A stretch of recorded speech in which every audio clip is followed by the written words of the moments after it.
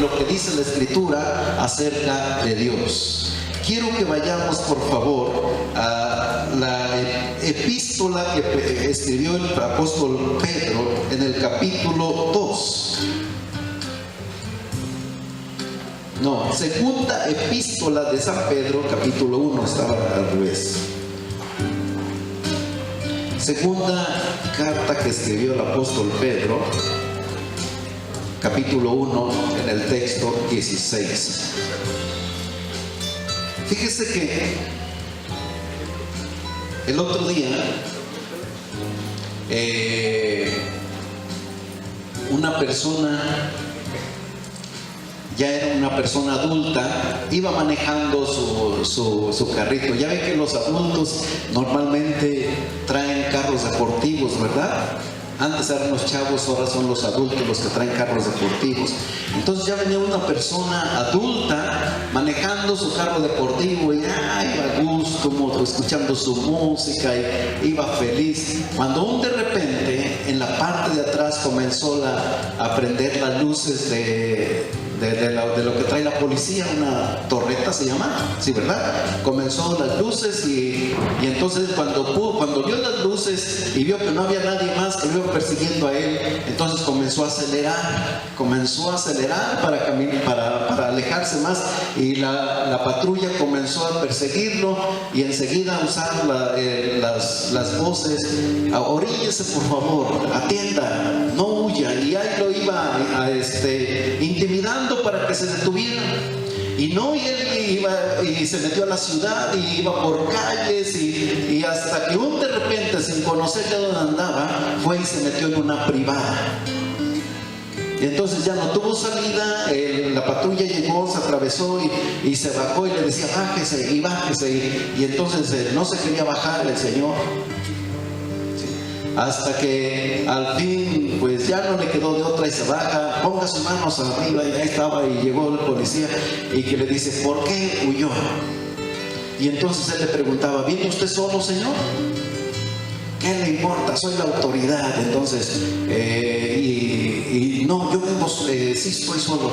Dice: dígame, ¿por qué estaba huyendo?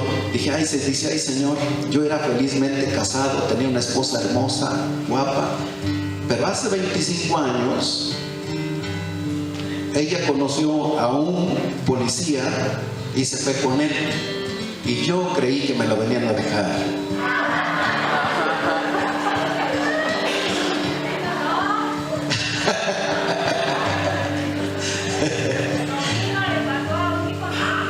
¿Le pasó? Ya ve. A lo mejor era él. Ok, muy bien. Aleluya. Vamos a inclinar nuestros rostros. Padre Dios, gracias por aceptar nuestras oraciones. Gracias por aceptar nuestras canciones. Gracias por aceptar nuestras vidas. Gracias por permitirnos este tiempo aquí y aprender de lo que enseña tu palabra, Señor.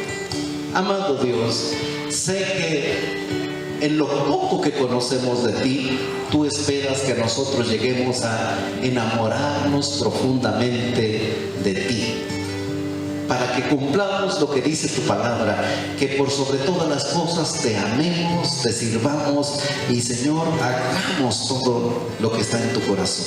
En esta mañana, ayúdanos a entender, a hombres, mujeres, jóvenes y adultos, Señor, la grandeza de tu señorío, tu majestad. Gracias, amado Señor. Amén.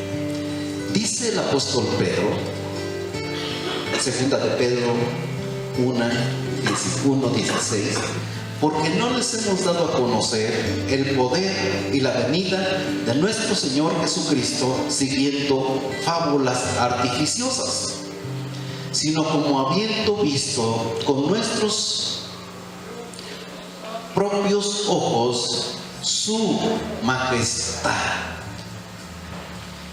Aleluya. En esta mañana voy a definir, si quieres ponerle un título, si sabes tomar notas o te gusta tomar notas, pon ahí su majestad. Quise entender qué significa la palabra su majestad. Pedro estaba diciendo, mi predicación, mi enseñanza, todo lo que yo les estoy diciendo, yo no los aprendí en libros filosóficos, no lo aprendí en las bibliotecas, yo vi con mis propios ojos su majestad. Miren, la Biblia enseña que la grandeza y el señorío de Dios se refleja en la persona de Cristo Jesús. Y Cristo Jesús despertó en sus seguidores mucho más que un conocimiento, mucho más que algunas ideas.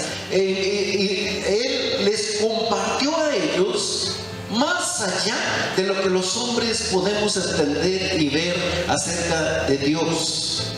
Y aquí estaba diciendo Pedro, yo vi su majestad. Mire, la definición de la palabra majestad significa una persona o cosa que despierta admiración.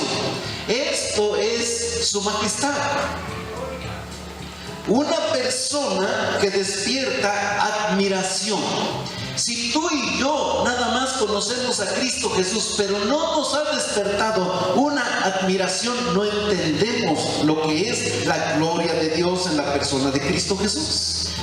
Que despierta respeto por su aspecto o por su condición también. Entonces, majestad es admiración por su aspecto, pero también por su condición. Una cosa es lo que una persona es, virtudes que se descubren en ella. Normalmente las personas aquí nos relacionamos con personas porque descubrimos alguna virtud importante. ¿Sí? Si yo preguntara en esta mañana, Celeste, ¿por qué vives casada con Chava? Porque está guapo. ¿Por qué? No, pero ¿por qué en sí? O sea, aparte, ¿por qué lo amas? Por su forma de ser. Esto es una actitud que se descubre en la persona. ¿Sí?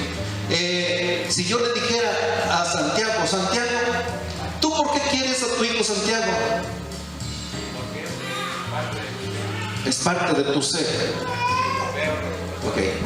¿Ves algo hermoso en él como persona? ¿Cómo? Y si lo comparáramos con el chupacabras, ¿a quién le querías mejor? A su hijo. Ok, está bien. Santiago, eres afortunado por tener un papá que te prefiere a ti antes que el chupacabras. Pero normalmente, escúcheme bien, quien sea, ¿verdad? Una mujer decide ver en un hombre, aunque conozca a muchos hombres, decide elegir a uno por su aspecto. Puede ser por sus acciones, qué sé yo, pero dice, esa es una majestad, es una admiración. Ahora, muchas veces también se prefiere a una persona porque está en una condición superior a mí. Por eso a los políticos se les persigue mucho, por eso a las artistas se les persigue mucho, o a los artistas, porque son personas que están en una posición superior. Y entonces Pedro estaba diciendo, yo vi a Jesucristo. Él conocía a Herodes, él conocía a César, a los reyes, pero él decía, yo en Cristo Jesús vi su majestad. Hermoso, lo dice en el capítulo, en su primera carta, dice, para mí él es precioso. ¿Sí me entienden? Dice, yo conozco personajes hermosos, mi esposa es hermosa, pero por sobre todo lo que yo conozco a Jesucristo lo veo más hermoso, más precioso, más glorioso. Por sobre todas las reyes o las autoridades que yo conozco, no hay nadie que se pueda comparar a la persona de Cristo Jesús. En este tiempo, ni siquiera una autoridad, ni siquiera una artista puede superar la personalidad de Cristo Jesús. Entonces, esto es lo que de alguna manera los cristianos debemos estar convencidos siempre, de que nuestro Señor Jesucristo, dice la Biblia, es Rey de Reyes. En otras palabras, no hay un rey que se pueda comparar a Él. Y dice, es Señor de señores. No hay ningún ser humano, por rico que sea, por hermoso que sea, no sé, por famoso que sea, que se pueda comparar a Cristo Jesús. Pedro estaba diciendo, para mí Él es precioso. Yo vi su majestad. ¿Qué es majestad? Es algo que sobresale en hermosura o también en posición. Esto debe de ser un grande motivo por el cual las personas deberíamos nosotros de verdad amarle, servirle y de alguna manera hacer que de nuestro ser se desborde la inspiración para también hablar a otros acerca de Él. Mire, el apóstol Pedro fue conocido como una persona sin letra. No se destacaba en las universidades porque su vida se había consumido en el trabajo de la pescadería. Tenía, yo creo que su propia lancha, bueno, no que creo, que así la Biblia dice que tenía su propia lancha, sus propias redes, como que tenía una sociedad con su padre y con sus hermanos. Entonces era un hombre que se había dedicado a eso. Pero cuando él se convirtió a Cristo Jesús, si leemos la primera epístola, yo estuve leyendo las dos cartas, si leemos lo que él dice en la primera epístola, por ejemplo, mira, Primera de Pedro, en el libro anterior, Primera de Pedro dice, en el texto 3, capítulo 1, bendito el Dios y Padre de nuestro Señor Jesucristo, que según su grande misericordia nos hizo renacer para una esperanza viva, para la resurrección de Jesucristo de los muertos. Fíjate bien, por la resurrección, perdón. Dice, o sea, vemos a un hombre que como si hubiese sido un hombre muy conocedor de letras. Está describiendo a la persona de Cristo Jesús, está hablando del Padre como algo que sobrepasa al intelecto. Como si hubiera sido tal vez una persona que le gustaba escribir libros, que estaba tan informado de tantas cosas importantes. Y comienza y dice en el texto 4, dice, para una herencia incorruptible. Fíjate lo que dice la palabra incorruptible. ¿Qué es la palabra incorruptible? Que permanece. ¿Qué es la palabra incorruptible? Recto. Limpia, que no se puede corroer con nada, no se le puede restar importancia, que permanece en pureza. ¿Sí? Y entonces fíjate lo que estaba diciendo este hombre acerca de la persona de Cristo Jesús y también de las cosas que él había prometido. Dice, para una herencia incorruptible, escucha, y la otra palabra, incontaminada. Incontaminada, una herencia incontaminada, algo que aunque esté expuesto a mezclarse con impurezas, dice, esto puede pertenecer incontaminada. Y luego dice, inmarcesible. Escuche bien estas palabras. Pedro, el pescador, cuando reconoció la majestad de Dios, se inspiró y comenzó a descubrir en la persona de Cristo, en las promesas de Cristo Jesús, algo que sobrepasaba todo lo que pudiera ser en aquel entonces conocimiento filosófico. Y luego la palabra inmarcesible, yo encontré el significado de la palabra inmarcesible, quiere decir algo que no se puede demacrar, algo que no se puede marchitar, algo que no pierde su esplendor. La semana pasada, bueno, esta de por sí está muerta, ¿no? La semana antepasada, aquí teníamos un adorno con muchas rosas, ¿sí, verdad? Pero lo quitamos porque después de cierto tiempo estaba perdiendo su esplendor y se estaban marchitando. Y entonces las tuvimos que quitar y algunas personas le estaban sacando los pétalos porque dicen, es que secos se ven bonitos. Sí, se ve bonito también lo muerto, ¿no? Pero dice que las promesas de Jesús son algo que no se puede marchitar.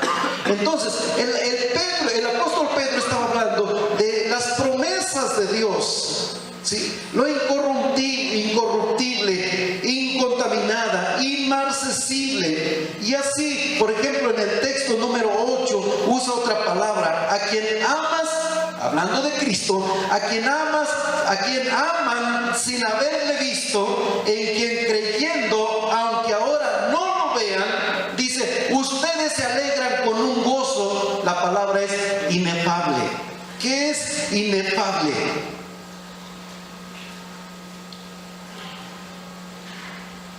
A ver, los universitarios.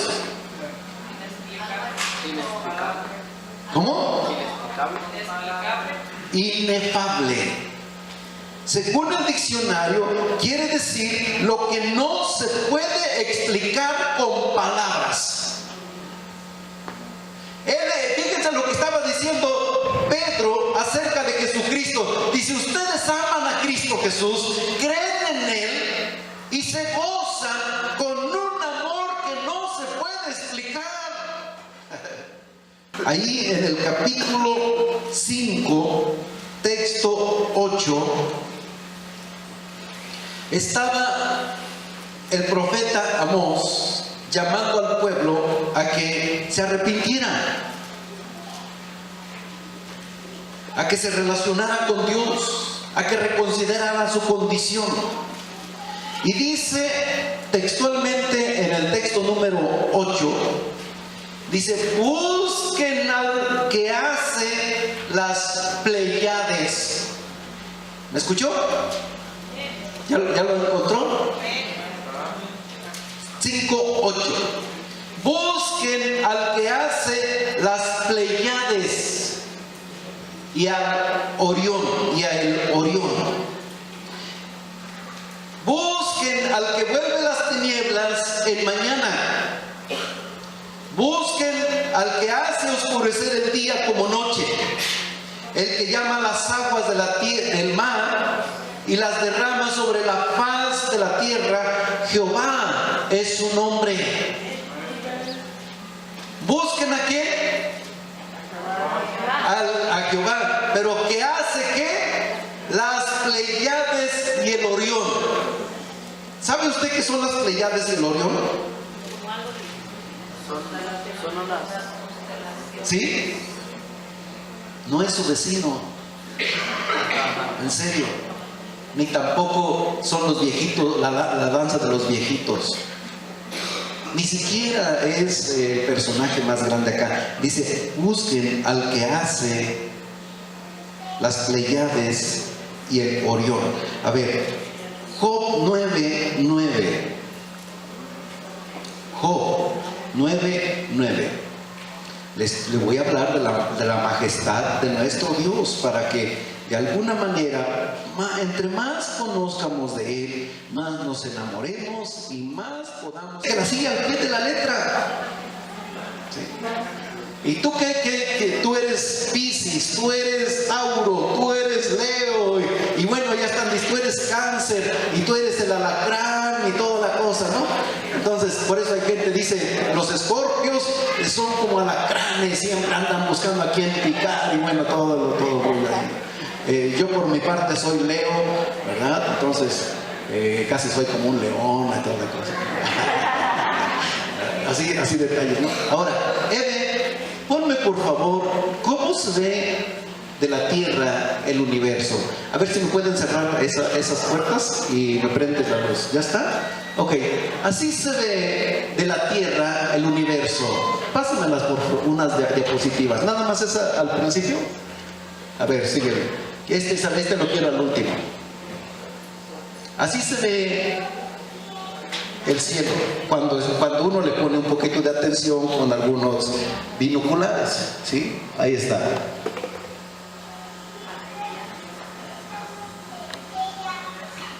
¿Qué pasa? ¿Son todas? Échale. Sí. Así se ve el universo.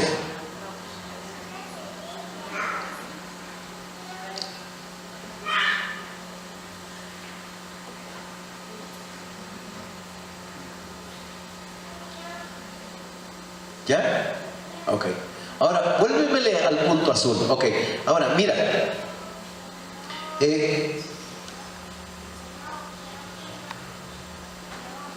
Nosotros no estamos acostumbrados a observar esto. David, en el Salmo número 8, ya préndanme las luces.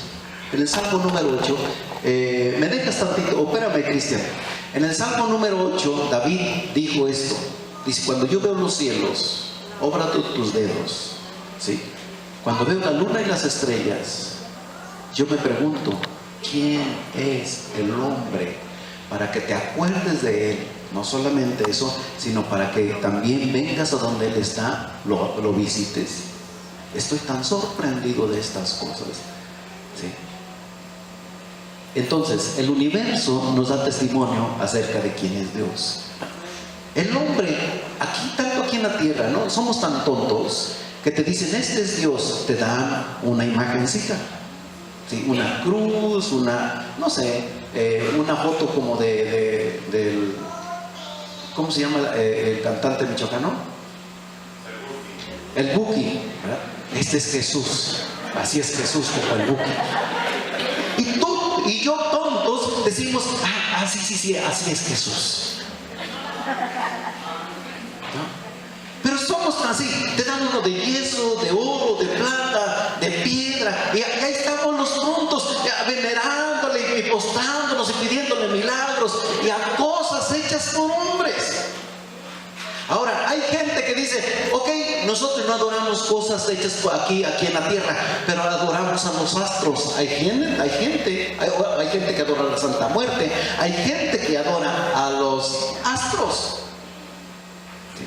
Hace un tiempo yo fui a un lugar que se llama Los Palomares, cerca de San Diego, y ahí fuimos a un observatorio. Y pudimos entrar al observatorio que ve no lo que uno ve con binocularito, sino más. ¿Sí? Y estábamos viendo en el día, viendo estrellas. Hay gente que ve estrellas cuando le da un golpe, ¿no? Pero esas no son estrellas, son luciérnagas, ¿verdad? Ok. Y entonces en el día estuve observando y estaba una persona dándonos una explicación. Y yo me quedé, no, pues, y nos decía a un montón de distancias. Ahora, en el año de 1976, 90, ¿sí? El 14 de febrero de 1990, un hombre que se llamó Carl Sagan observó, bueno, yo así lo menciono, pero a lo mejor se dice diferente, ¿no? Ok, pero yo lo sigo. Observó que cómo se ve la Tierra, o sea, nosotros vemos de la Tierra, vemos el universo, pero él observó cómo se ve la Tierra de una distancia de 6,000 millones de kilómetros. Escuchen bien esto. ¿Cómo se ve la Tierra de una distancia de 6,000 millones? Se mandaron dos cometas o algo así, ¿sí? Para observar Tierra. Y cuando estaba saliendo de Júpiter, tomó una fotografía de esa distancia de 6,000 millones de kilómetros, tomó una fotografía. Y después de esa fotografía comenzaron a buscar todo lo que se veía de arriba y encontraron que ahí donde está el azulito que usted alcanza a ver, que esa es la Tierra. De 6,000 millones de kilómetros de distancia, así se ve la Tierra. Que dice, él le llamó punto azul pálido. Y hay un libro que se llama así, Punto Azul Pálido. Esa es nuestra Tierra. ¿Cómo se ve desde 6,000 millones de kilómetros de la Tierra? ¿Cómo se ve?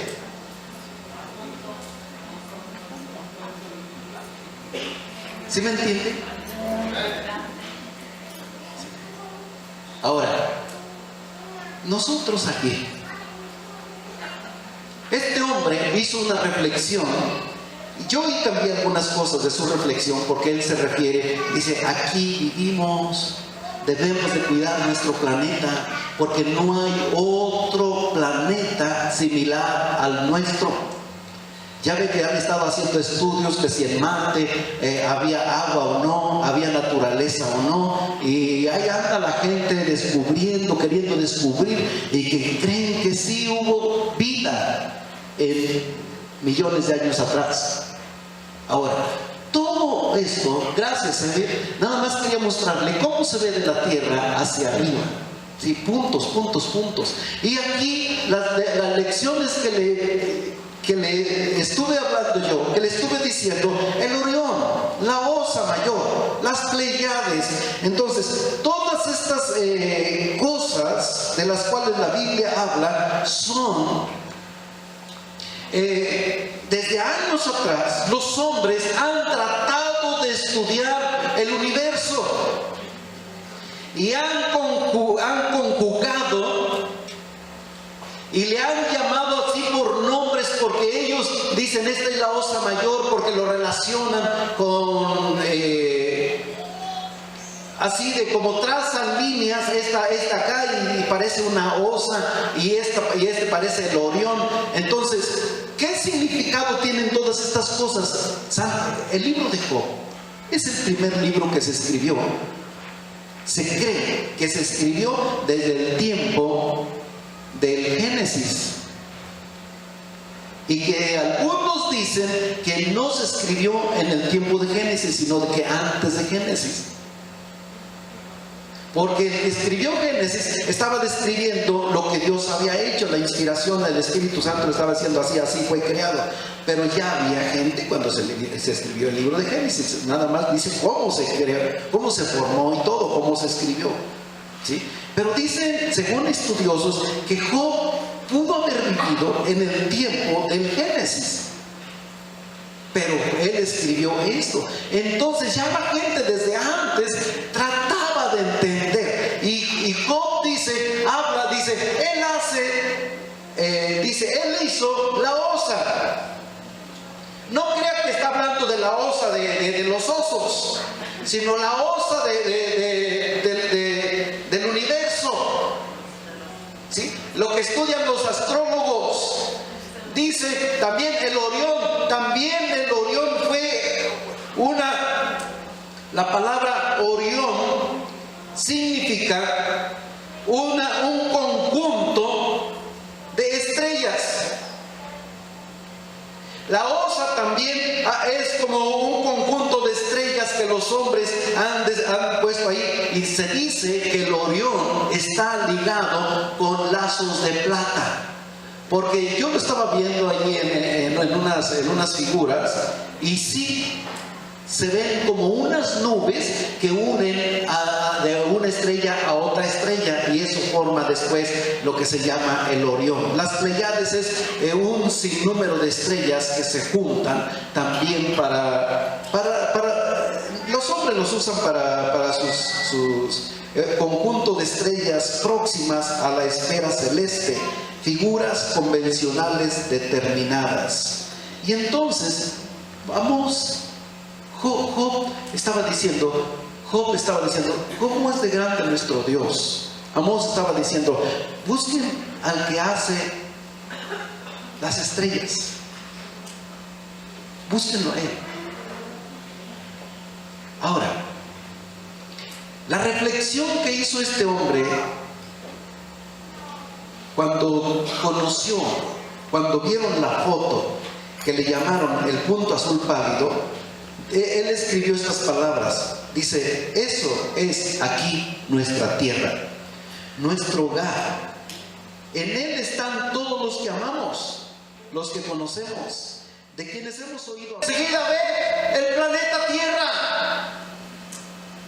y decide Dios no solamente ver, decide enviar a su Hijo amado a este planeta. Y entonces viene a este planeta y se hace como los habitantes de este planeta. Hay un hombre que se llama Neustán, se apellida Neustán, algo así, que toda su vida se ha dedicado a demostrarte que sí existen los extraterrestres. Maussan, ok, gracias. ¿Sí? Este hombre tiene estos programas en televisión y libros y dice: sí existen extraterrestres, y supongamos que existen, pero Dios no se fijó en esos extraterrestres, que es gente inteligente que andan en sus naves espaciales. Se fijó en personas como tú y como yo. ¿Sí me capta? La grandeza de Dios, el amor de Dios. Algunas veces nosotros limitamos tanto la soberanía, la grandeza de nuestro Dios por nuestra mentalidad tan pequeña. Y algunas veces por una información equivocada que se nos da. Y no entendemos cómo es la majestad de Dios, de la cual Pedro estaba diciendo. Estando la Osa Mayor, estando el Orión, estando las Pleiades, Dios dice: no voy a todo eso que está más cerquita de mí, yo voy más abajo. Y viene al planeta Tierra y se hace carne, dice la Biblia. Dios se hace carne y comienza a manifestar al universo el valor, la importancia que tiene el ser humano para Él. Y no solamente con eso, sino un sinfín de textos bíblicos. Dice que Él, su corazón, sus manos, sus oídos, todo está atento a aquello que es muy insignificante. Y fíjese bien, si el punto azul pálido se ve minúsculamente, ¿cómo nos vemos nosotros en él? ¿Sí me entiende? ¿Cómo nos vemos? ¿Qué somos? Con razón la Biblia dice que somos polvo, no somos nada. Y sin embargo, para Dios dice que somos su especial tesoro, que somos la niña de sus ojos, que somos el amor de Él, tan grande que decidió venir a la tierra y enseguida hacerse hombre, hacerse carne. Y no solamente eso, sino que pagar un precio demasiado caro que nosotros no podíamos pagar por nuestras actitudes irresponsables e inconscientes, y que todo eso se le llama pecado. ¿Cómo nosotros podemos de verdad vivir en este mundo con la imagen de Dios, que así dice la Biblia que nos hizo a su imagen? Amados, la majestad de Dios, la que le fue revelada a Pedro, necesita ser revelada a nosotros, para que de alguna manera vivamos conscientes de que mi vida es breve, de que mi vida es nada, de que no soy nadie, y sin embargo Dios me ve. Y como dijo el apóstol Pablo, fíjese cómo dijo él esas palabras: yo doy gracias a Dios que me tuvo por fiel y que me puso en el ministerio. Oiga, gracias, de verdad, gracias a Dios que tú y yo, siendo nada, Jesucristo viene y muere en la cruz del Calvario. Y no solamente eso, sino que nos señala y nos escoge. ¿Saben para qué? Para estar con Él, para oírle a Él, para disfrutar de ese abrazo amoroso, pero enseguida también para cumplir una misión muy importante que se tiene que cumplir. Pedro dijo: desde que yo vi su majestad, no he dejado de enseñar y de hablarles a ustedes. Pero no lo que aprendí en libros filosóficos, no lo que aprendí en dichos de personas, sino lo que yo vi y también lo que yo escuché en una ocasión que estuve con él en el Monte Santo. Cuando yo vi una luz gloriosa y vi ahí a Moisés y a Elías, cuando yo dije: Señor, danos chance de construirte una enramadita con hojas y con palitos.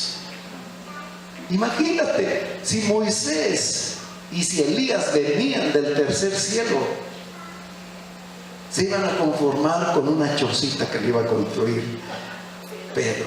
Pero a fin de cuentas, él quiso hacer eso.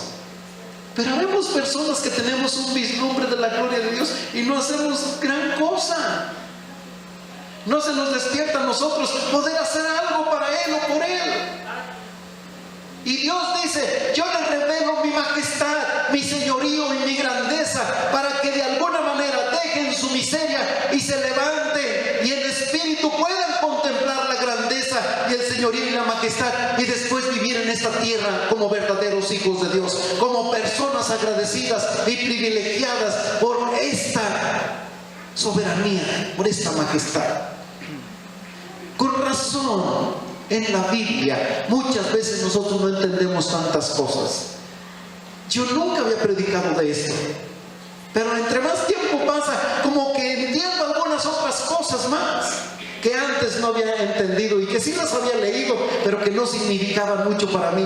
Pero en estos días, ustedes saben que no tuve tanto tiempo de andar haciendo tantas cosas, y comencé a buscar algunos pasajes de la Biblia que venían a mi mente, y vino esa palabra: yo vi su majestad. Y yo dije: ¿qué es majestad? Es algo que cautiva de admiración, ¿sí? Por su hermosura, pero también por su posición. Y el Señor Jesucristo tiene las dos cosas: Él es hermoso, Él es precioso. La Biblia dice un montón de veces que dice que su hermosura y su santidad, y luego dice que también Él, como Él no hay nadie. Entonces, amados, busquémosle, dijo Amós dijo: búsquenle a Él. Yo tengo aquí muchas citas que habla de el Orión y las Pleiades, mucho. Y estos son, otra vez, son componentes de estrellas que la gente les ha puesto esos nombres, pero desde muchas generaciones atrás. Qué grandeza hay en nuestro gran Dios, en nuestro maravilloso Dios. Qué majestad hay en Él. Pero nosotros necesitamos aprender a disfrutar esto. Tengo muchas citas que hablan acerca de esto. Le digo que son más de 90 citas bíblicas que hablan del cielo y hablan de las estrellas, ¿sí? Y que nos hablan de todas estas cosas. Hay gente que se especializa en decir que la iglesia no va a ir al cielo, y la Biblia dice en muchas partes que sí. Imagínate qué será de ser transportado más de 6,000 millones de kilómetros al resucitar, y luego cruzar el segundo cielo. Es más, leí algo que la gente ha descifrado, que en el segundo cielo reinan los huestes espirituales de maldad, que ahí está el reino de las tinieblas. Y después, pasando eso, está el tercer cielo. Pero no me voy a meter con eso ahorita, porque nada más quiero decirle a usted: tenemos a un Dios grande, majestuoso, que en posición y en hermosura es incomparable. Y lo que busco con comunicarle a esto a usted es que no nos conformemos donde estamos, que descubramos más de su grandeza y su majestad. Aquí Job dice: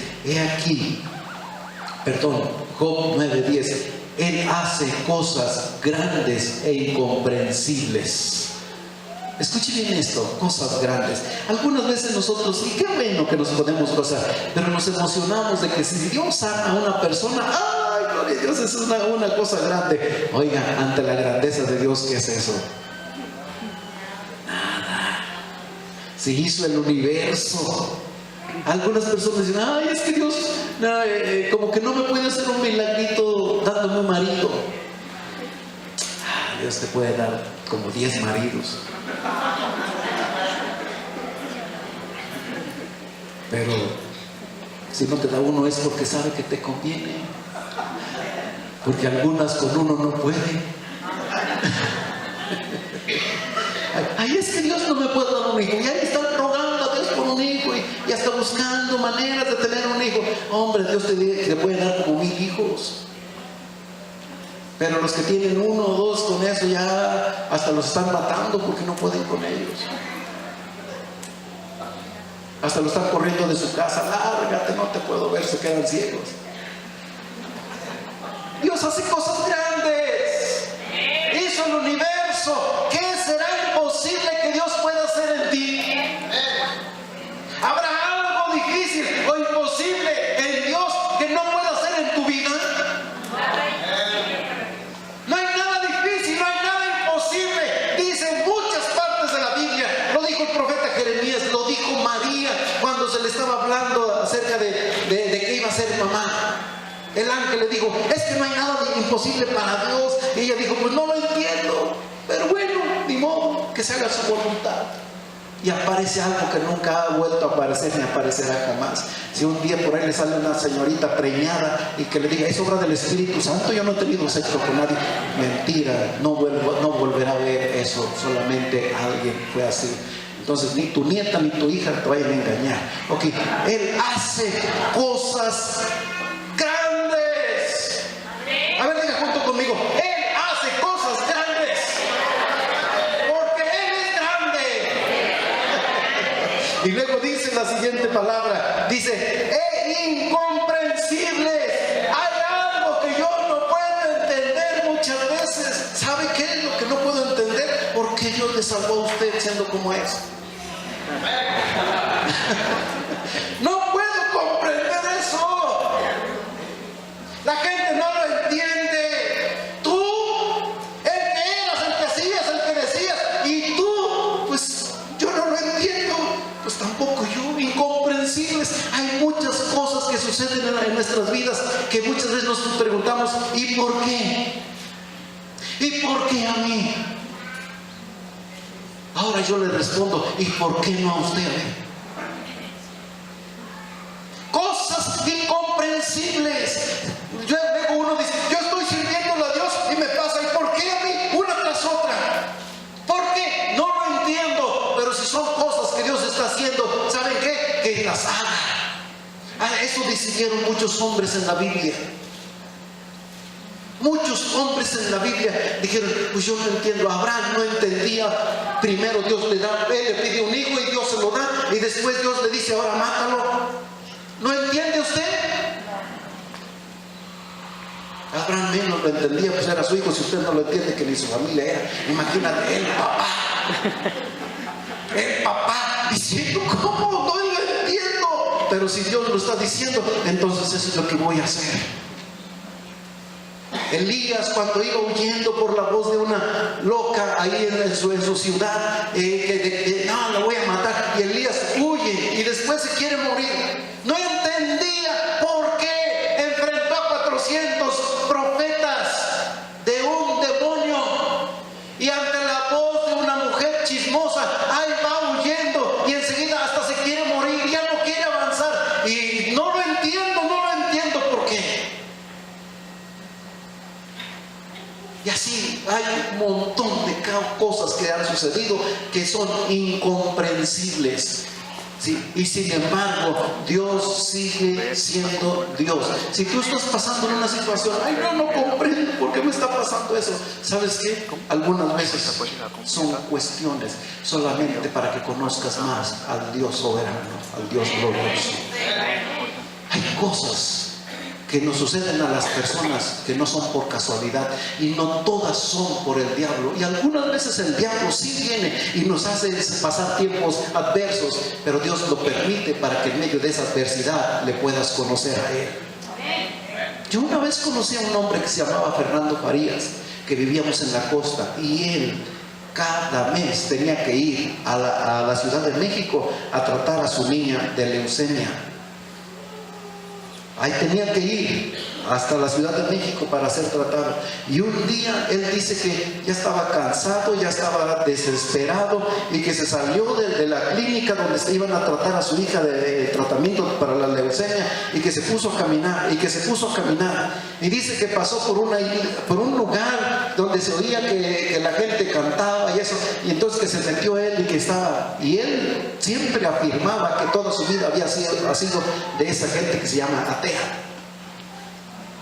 Y entonces él dice que se metió y estuvo oyendo y estuvo viendo, y alguna persona se le acercó y que le dijo: ¿pero qué es aquí? Es una iglesia. Dice: pues yo no veo los santos. Dice: ¿por qué no lo está oyendo cantando? Aquí están los santos. No, pero se supone que si es una iglesia debe de haber pues dioses. No veo a Cristo. Digo: es que él no se le ve, a él se le siente. Y entonces lo invitaron a recibir a Cristo, oraron por él y le dijeron: regrésese y busque una iglesia. Y llegó a Renovación Familiar, y ahí estuvo un tiempo. Aquí está mi esposo, de que no soy mentiroso. Ahí estuvo un tiempo asistiendo a la iglesia, ¿sí? Y un día dijo estas palabras, se convirtió, se bautizó, y ahí estuvo un tiempo. Después se fue para los Estados Unidos, pero en el tiempo que se convirtió, él un día se levantó y dijo: yo doy gracias a Dios por la enfermedad de mi hija. Escuche bien esto: doy gracias a Dios por la enfermedad de mi hija, que por esa enfermedad ahora yo conozco a Cristo. Hay cosas que uno no entiende. Hay gente que está pasando por circunstancias incomprensibles. No entiendo, no comprendo por qué me pasa esto a mí. Es que muchas veces el diablo las provoca, y Dios quiere manifestarte a ti de que había una razón. Muchas circunstancias que nos pasan, gracias a Dios por esas circunstancias llegamos a conocer a la persona más gloriosa del universo, al que refleja su majestad.